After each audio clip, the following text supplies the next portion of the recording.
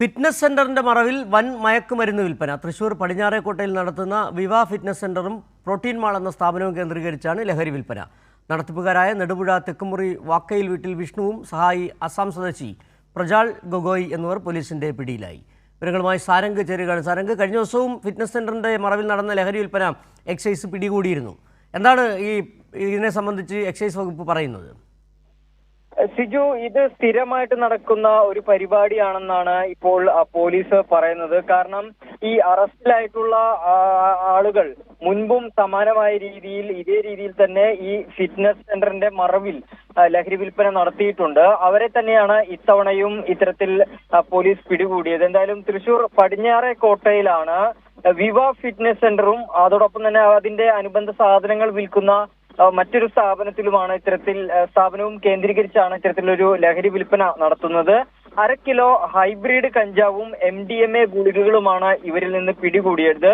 ഇവരുടെ രീതി എന്ന് പറയുന്നത് ആവശ്യക്കാർക്ക് കൊറിയർ സംവിധാനം വഴി ഈ മയക്കുമരുന്നുകൾ അയച്ചു നൽകുക എന്നുള്ളതാണ്.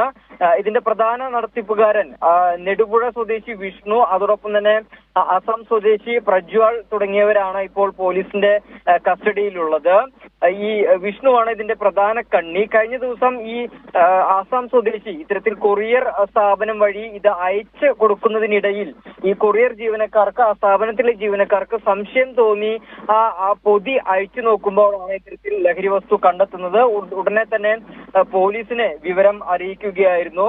എന്തായാലും തുടർന്ന് പോലീസ് ഈ ഫിറ്റ്നസ് സെന്ററുകൾ തുറന്ന് വിശദമായിട്ടുള്ള പരിശോധന നടത്തുകയാണ്. മറ്റേതെങ്കിലും ഭാഗത്ത് ഇത്തരത്തിൽ ഇനിയും ലഹരി വസ്തുക്കൾ ഒളിപ്പിച്ചു വെച്ചിട്ടുണ്ടോ എന്നുള്ളത് കണ്ടെത്തുന്നതിന്റെ ഭാഗമായിട്ട് ഇപ്പോൾ പോലീസിന്റെ റെയ്ഡ് അവിടെ തുടരുകയാണ്. എന്തായാലും ഈ നെടുപുഴ സ്വദേശി വിഷ്ണുവിനെ പോലീസ് പിടികൂടിയിട്ടുണ്ട്. അതോടൊപ്പം തന്നെ ഈ ആസാം സ്വദേശി എന്ന് പറയുന്നത് മുൻപ് ഒരു കൊലപാതക കേസിൽ ഉൾപ്പെടെ പ്രതിയാണ്. ഇയാൾ കൊച്ചി കേന്ദ്രീകരിച്ച് നടന്ന ഒരു കൊലപാതക കേസിലാണ് ഈ ഇതര സംസ്ഥാന തൊഴിലാളി പ്രതിയായിട്ടുള്ളത്. എന്തായാലും അതിന്റെയൊക്കെ അന്വേഷണങ്ങൾ നടക്കുന്നുണ്ട്.